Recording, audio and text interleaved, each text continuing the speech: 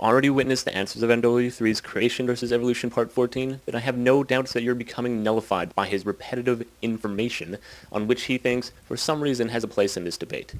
You most likely have also noticed that his episode really has nothing to do with disproving evolution, or upbringing creation for that matter, as it only brings up undetailed and basic point of views without any explanation. But really, after 14 episodes of this kid, what do you expect? The answers of NW3. Please don't tell me to read an entire site, book, or article when you could summarize the site's, books, or articles' views or points with quotations. This saves everyone a whole lot of time. That, and with the evidence you've given us throughout our little series and the track record you have for giving false information, why would any viewer take her or his own time to review a massive wall of text with the likelihood of that massive wall of text being either completely irrelevant to our conversation or just projecting plain ignorance on a topic? For example, you said you brought up the topic of aliens, apparently assuming that anyone who believes in any form of abiogenesis believes that aliens made people, or at least brought life to Earth, because Richard Dawkins said something about aliens while discussing the topic in some creationist film. Now, why is it logical for me to review an entire movie just to pick out a single quote when you can simply quote the words for us to see? I don't see anywhere in the scriptures where it says that quotations are the devil's work. So, use them, please. You have obviously not understood what I meant when I have been saying, you only say your opinions without explaining, as your very first paragraph asks us to read an article or book about some anti-evolution position, yet you don't explain what is in the article or book that is actually worth reading, aka the main gist of your position and why it proves your point. Your speculation goes on to say, when people who believe in evolution wake up, they say, let me turn on YouTube and see what the evolutionist scientists have imagined today what happened in the past. Of course you can't use science because evolution is a fairy tale for weak-minded adults. Just to, once again, point out the flaw in this, you haven't proven statistically that all people who believe in evolution say, let me turn on YouTube and see what evolution blah blah blah blah blah. You also haven't proven that evolutionary biologists imagine evolutionary change, although you clearly and easily will make the assumption that they do. And you also haven't proven that evolution doesn't use science, because science is real and evolution is a fairy tale, as you would put it. I suggest you start off with these 3 explanations in your next addition to the series, thoroughly. And just to make clear to you, I will never read or watch a book or film when you suggest I do, unless you give me some decent reason to watch it. Unlike yourself, my life isn't YouTube. Just to put it in perspective on how little time you spend your life outside of YouTube, here's a few true numbers. Since March 30th, 2009, basically 3 months ago, you signed up. You've watched 9,532 videos. Pretty hefty number, but wait, there's more. Let's assume that the average length of a video you watch is about 5 minutes, a fairly reasonable number. Now, multiply 9,532 by 5, and you get 47,660.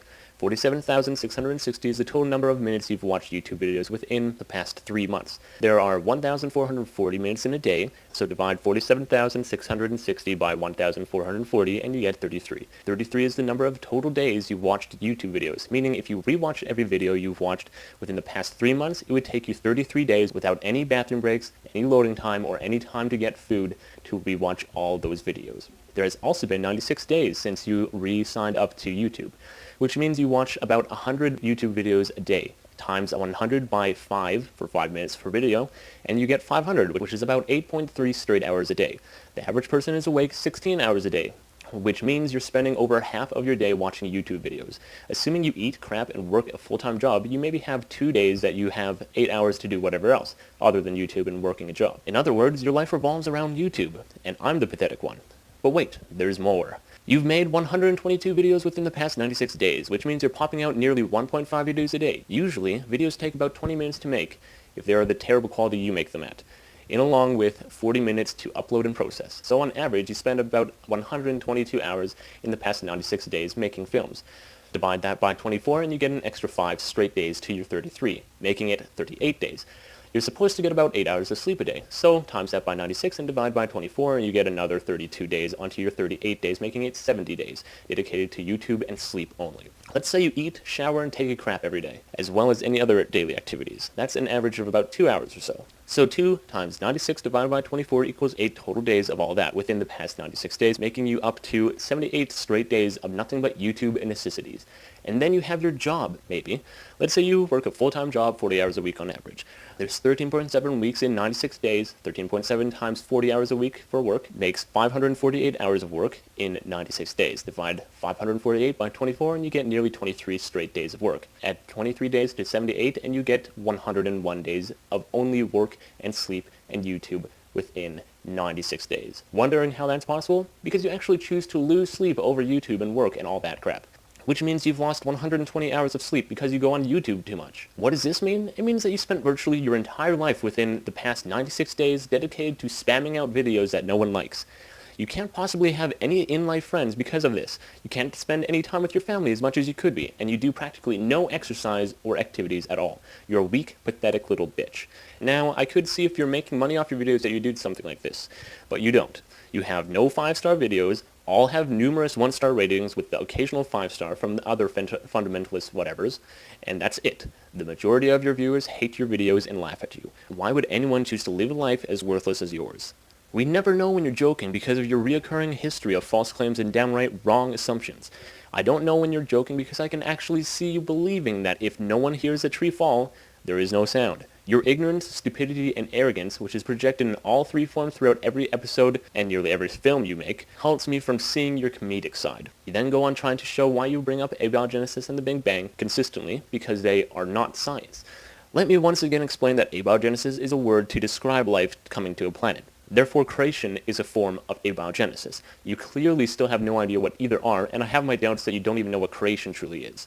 The idea of a debate is not to make the other person look stupid. You just happen to do that on your own. The point of a debate is to gain and spread information in a way that will falsify another point of view or hypothesis or what have you, while having another side prevail. There is no intention whatsoever to demoralize your opponent. This is a debate, and I would gladly like to see, and in fact welcome, your quote-unquote immense and powerful debating powers to, as you said, destroy me. That's how you spell destroy, by the way. Please, for God's sake, unleash your knowledge upon me and falsify evolution in the sense that I have no ability to retaliate. I beg you, because I'm getting bored of your repetitive speculation and ever-growing egotistical views. You once again make a statement that if evolution doesn't require abiogenesis, it implies God created everything through evolution. That, yet again, does not prove God did anything at all. However, since you made the claim, please prove it and stop giving me the foundation of the argument. Do everyone a favor and start proving your side right instead of just stating your side. Abiogenesis has in fact been proven. There was once no life on this planet, and now there is. That is abiogenesis. Saying that abiogenesis has been disproven is saying that creation has been disproven. You idiot. I have not and am not claiming that aliens did create us. So why the hell are you bringing it up? Oh, wait. You answered that with another unquoted statement that assumes that if Richard Dawkins, an atheist who believes in evolution, all people who believe in evolution must therefore believe Richard Dawkins in all that he says. To make this more simple for you to understand, you're an idiot. I never once said Christians believe that Jesus is Allah, did I? I said that Christians and Islamic people believe in the same God in different ways. In the Quran, which I'm sure you haven't read, it talks about Jesus a lot, which means Islamic people believe that Jesus existed, aka you're an idiot. And now for your last paragraph, you start preaching. You don't seem to realize that in our series of creation and evolution, your most recent episode neither proves or disproves either side wrong or right. Therefore, you're not even competing in this debate. I suggest you start destroying me because you're wasting both of our time.